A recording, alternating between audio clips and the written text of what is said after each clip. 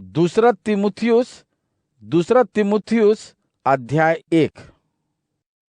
पौलुस की ओर से, जो परमेश्वर की इच्छा से यीशु मसीह का प्रेरित है और जिसे यीशु मसीह में जीवन पाने की प्रतिज्ञा का प्रचार करने के लिए भेजा गया है, प्रिय पुत्र तिमुथियुस के नाम परम पिता परमेश्वर और हमारे प्रभु यीशु मसीह की ओर से तुझे करुणा, अनुग्रह और शांति प्राप्त हो। रात दिन अपनी प्रार्थनाओं में निरंतर तुम्हारी याद करते हुए मैं उस परमेश्वर का धन्यवाद करता हूँ और उसकी सेवा अपने पूर्वजों की रीति के अनुसार शुद्ध मन से करता हूँ। मेरे लिए तुमने जो आंसू बहाए हैं उनकी याद करके मैं तुमसे मिलने को आतुर हूँ, ताकि आनंद से भर उठूं। मुझे तेरा वह सच्चा विश्वास भी याद है जो पहले तेरी नानी लोइस और तेरी माँ यूनिके में था। मुझे भरोसा है कि वही विश्वास तुझ में भी है। इसलिए मैं तुझे याद दिला रहा हूँ कि परमेश्वर के वरदान की उस ज्वाला को जलाए रख जो तुझे तब प्राप्त हुई थी जब तुझ पर मैंने अपना हाथ रखा था। क्योंकि परमेश्वर ने हमें जो आत्मा दी है वह हमें कायर नहीं बनाती, बल्कि हमें प्रेम, संयम और शक्ति से भर देती है। इसलिए तू हमारे प्रभु या मेरी जो उसके लिए बंदी बना हुआ है साक्षी देने से लजा मत, बल्कि तुझे परमेश्वर ने जो शक्ति दी है उससे सुसमाचार के लिए यातनाएं झेलने में मेरा साथ दे। उसी ने हमारी रक्षा की है और पवित्र जीवन के लिए हमें बुलाया है, हमारे अपने किए कर्मों के आधार पर नहीं, बल्कि उसके अपने उस प्रयोजन और अनुग्रह के अनुसार जो परमेश्वर द्वारा यीशु मसीह में हमें पहले ही अनादि काल से सौंप दिया गया है। किंतु अब हमारे उद्धारकर्ता यीशु मसीह के प्रकट होने के साथ साथ हमारे लिए प्रकाशित किया गया है। उसने मृत्यु का अंत कर दिया तथा जीवन और अमरता को सुसमाचार के द्वारा प्रकाशित किया है। इसी सुसमाचार को फैलाने के लिए मुझे एक प्रचारक, प्रेरित और शिक्षक के रूप में नियुक्त किया गया है, और यही कारण है जिससे मैं इन बातों का दुख उठा रहा हूँ और फिर भी लज्जित नहीं हूँ, क्योंकि जिस पर मैंने विश्वास किया है मैं उसे जानता हूँ और मैं यह मानता हूँ कि उसने मुझे जो सौंपा है वह उसकी रक्षा करने में समर्थ है, जब तक वह दिन आए। उस उत्तम शिक्षा को जिसे तूने मुझसे यीशु मसीह में प्राप्त होने वाले विश्वास और प्रेम के साथ सुना है, तू जो सिखाता है उसका आदर्श वही उत्तम शिक्षा है। हमारे भीतर निवास करने वाली पवित्र आत्मा के द्वारा तू उस बहुमूल्य धरोहर की रखवाली कर जिसे तुझे सौंपा गया है।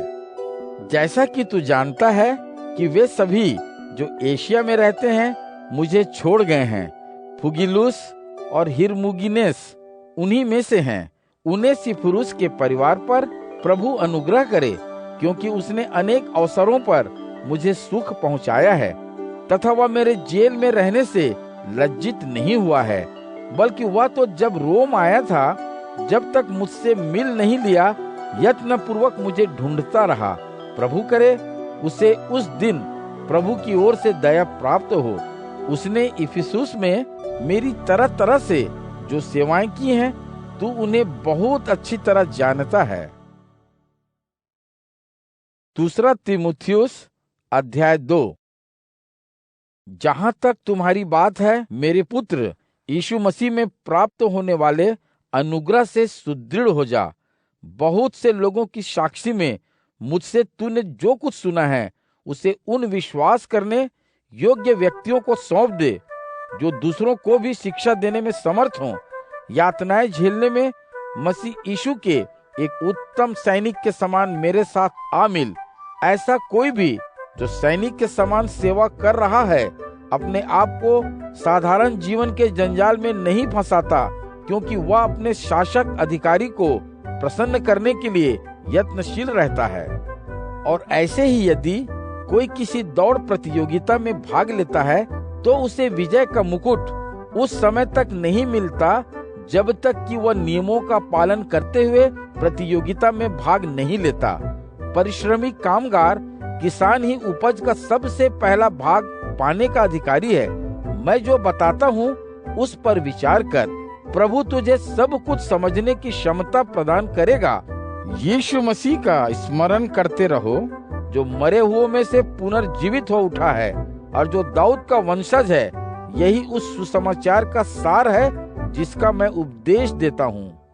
इसी के लिए मैं यातनाएं झेलता हूँ, यहाँ तक कि एक अपराधी के समान मुझे जंजीरों से जकड़ दिया गया है, किंतु परमेश्वर का वचन तो बंधन रहित है।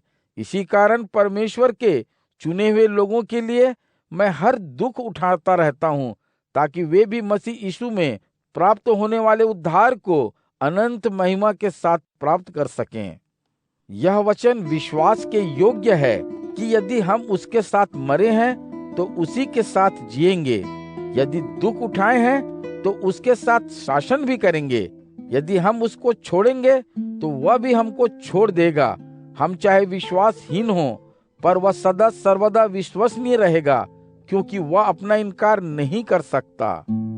लोगों को इन बातों का ध्यान दिलाते रहो और परमेश्वर को साक्षी करके उन्हें सावधान करते रहो कि वे शब्दों को लेकर लड़ाई झगड़ा न करें। ऐसे लड़ाई झगड़ों से कोई लाभ नहीं होता, बल्कि इन्हें जो सुनते हैं वे भी नष्ट हो जाते हैं। अपने आप को परमेश्वर द्वारा ग्रहण करने योग्य बनाकर एक ऐसे सेवक के रूप में प्रस्तुत करने का यत्न करते रहो, जिससे किसी बात के लिए लज्जित होने की आवश्यकता न हो, और जो परमेश्वर के सत्य वचन का सही ढंग से उपयोग करता हो और सांसारिक वाद विवादों तथा व्यर्थ की बातों से बचा रहता है, क्योंकि ये बातें लोगों को परमेश्वर से दूर ले जाती हैं। ऐसे लोगों की शिक्षाएं नासूर की तरह फैलेंगी। हुमिनियुस और फिलेतुस ऐसे ही हैं, जो सच्चाई के बिंदु से भटक गए हैं। उनका कहना है कि पुनरुत्थान तो अब तक हो भी चुका है। ये कुछ लोगों के विश्वास को नष्ट कर रहे हैं। कुछ भी हो, परमेश्वर ने जिस सुदृढ़ नींव को डाला है वह दृढ़ता के साथ खड़ी है, उस पर अंकित है। प्रभु अपने भक्तों को जानता है और वह हर एक जो कहता है कि वह प्रभु का है, उसे बुराइयों से बचे रहना चाहिए। एक बड़े घर में बस सोने चांदी के ही पात्र तो नहीं होते हैं, उसमें लकड़ी और मिट्टी के बर्तन भी होते हैं। कुछ विशेष उपयोग के लिए होते हैं और कुछ साधारण उपयोग के लिए। इसलिए यदि व्यक्ति अपने आप को बुराइयों से शुद्ध कर लेता है तो वह विशेष उपयोग का बनेगा और फिर पवित्र बनकर अपने स्वामी के लिए उपयोगी सिद्ध होगा और किसी भी उत्तम कार्य के लिए तत्पर रहेगा। जवानी की बुरी इच्छाओं से दूर रहो। धार्मिक जीवन, विश्वास, प्रेम और शांति के लिए उन सब के साथ जो शुद्ध मन से प्रभु का नाम पुकारते हैं प्रयत्नशील रहो। मूर्खतापूर्ण बेकार के तर्क वितर्कों से सदा बचे रहो, क्योंकि तुम जानते ही हो कि इनसे लड़ाई झगड़े पैदा होते हैं। और प्रभु के सेवक को तो झगड़ना ही नहीं चाहिए, उसे तो सब पर दया करनी चाहिए, उसे शिक्षा देने में योग्य होना चाहिए, उसे सहनशील होना चाहिए। उसे अपने विरोधियों को भी इस आशा के साथ कि परमेश्वर उन्हें भी मन फिराव करने की शक्ति देगा, विनम्रता के साथ समझाना चाहिए, ताकि उन्हें भी सत्य का ज्ञान हो जाए और वे सचेत होकर शैतान के उस फंदे से बच निकलें जिसमें शैतान ने उन्हें जकड़ रखा है, ताकि वे परमेश्वर की इच्छा का अनुसरण कर सकें। दूसरा तीमुथियुस अध्याय 3। याद रखो, अंतिम दिनों में हम पर बहुत बुरा समय आएगा।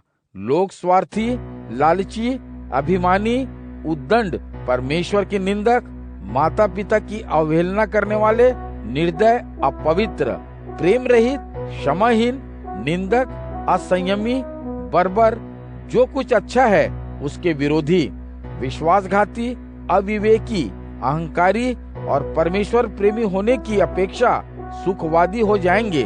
वे धर्म के दिखावटी रूप का पालन तो करेंगे, किंतु उसकी भीतरी शक्ति को नकार देंगे। उनसे सदा दूर रहो, क्योंकि इनमें से कुछ ऐसे हैं जो घरों में घुस पैठ करके पापी, दुर्बल इच्छा शक्ति की पापपूर्ण हर प्रकार की इच्छाओं से चलायमान स्त्रियों को वश में कर लेते हैं। ये स्त्रियां सीखने का जतन तो सदा करती रहती हैं, किंतु सत्य के संपूर्ण ज्ञान तक वे कभी नहीं पहुंच पाती।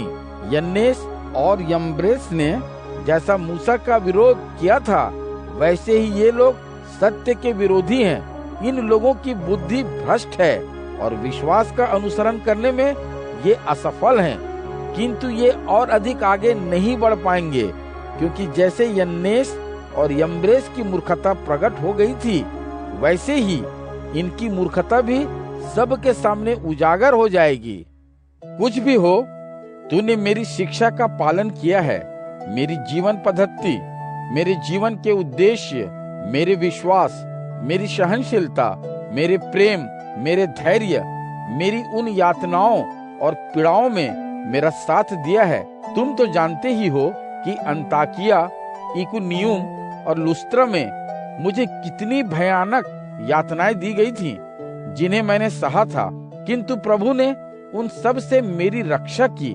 वास्तव में परमेश्वर की सेवा में जो नेकी के साथ जीना चाहते हैं, सताए ही जाएंगे, किंतु पापी और ठग दूसरों को छलते हुए तथा स्वयं छले जाते हुए बुरे से बुरे होते चले जाएंगे।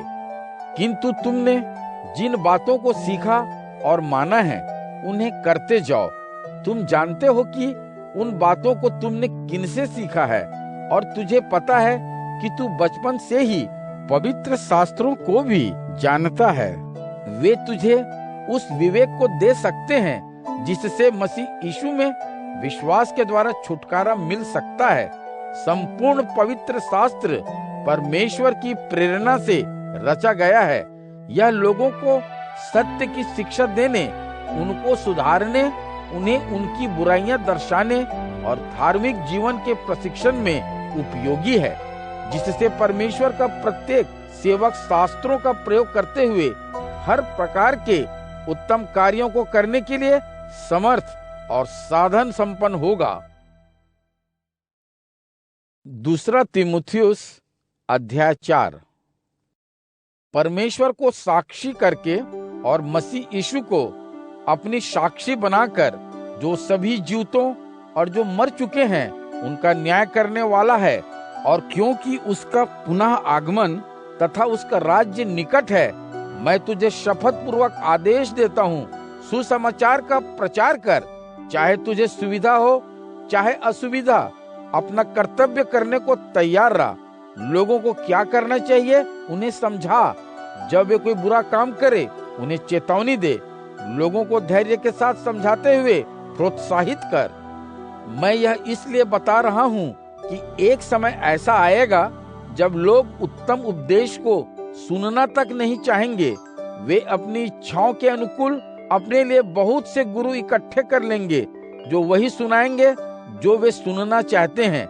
वे अपने कानों को सत्य से फेर लेंगे और कल्पित कथाओं पर ध्यान देने लगेंगे।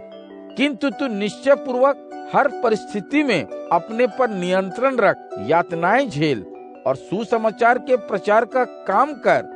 जो सेवा तुझे सौंपी गई है उसे पूरा कर। जहाँ तक मेरी बात है, मैं तो अब अर्घ के समान उंडेला जाने पर हूँ, और मेरा तो इस जीवन से विदा लेने का समय भी आ पहुँचा है। मैं उत्तम प्रतिस्पर्धा में लगा रहा हूँ। मैं अपनी दौड़ दौड़ चुका हूँ। मैंने विश्वास के पंथ की रक्षा की है।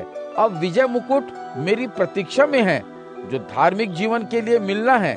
उस दिन न्यायकर्ता प्रभु मुझे विजय मुकुट पहनाएगा, न केवल मुझे बल्कि उन सब को जो प्रेम के साथ उसके प्रकट होने की बात जोहते रहे हैं।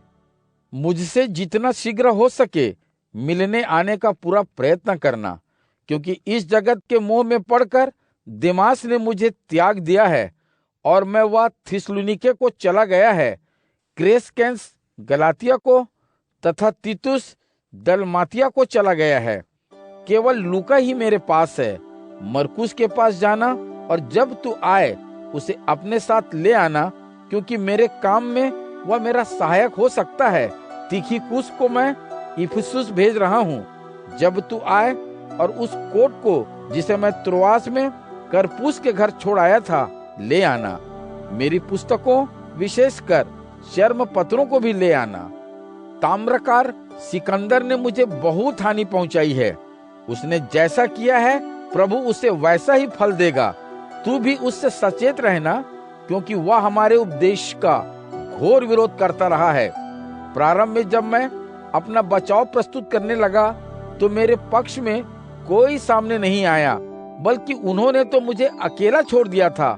परमेश्वर करे उन्हें इसका हिसाब न देना पड़े। मेरे पक्ष में तो प्रभु ने खड़े होकर मुझे शक्ति दी, ताकि मेरे द्वारा सुसमाचार का भरपूर प्रचार हो सके, जिससे सभी गैर यहूदी सुन पाएं। सिंह के मुंह से मुझे बचा लिया गया है। किसी भी पापपूर्ण हमले से प्रभु मुझे बचाएगा और अपने स्वर्गीय राज्य में सुरक्षा पूर्वक ले जाएगा। उसकी महिमा सदा सदा होती रहे। आमीन। प्रिस्किल्ला, अक्विला और उनेसिफुरुस के परिवार को नमस्कार कहना। इरास्तुस कुरिन्थुस में ठहर गया है। मैंने त्रुफिमुस को उसकी बीमारी के कारण मिलेतुस में छोड़ दिया है। जाड़ों से पहले आने का जतन करना। यूबुलुस, पुदेस, लिनुस तथा क्लौदिया तथा और सभी भाइयों का तुझे नमस्कार पहुँचे। प्रभु तेरे साथ रहे। तुम सब पर प्रभु का अनुग्रह हो।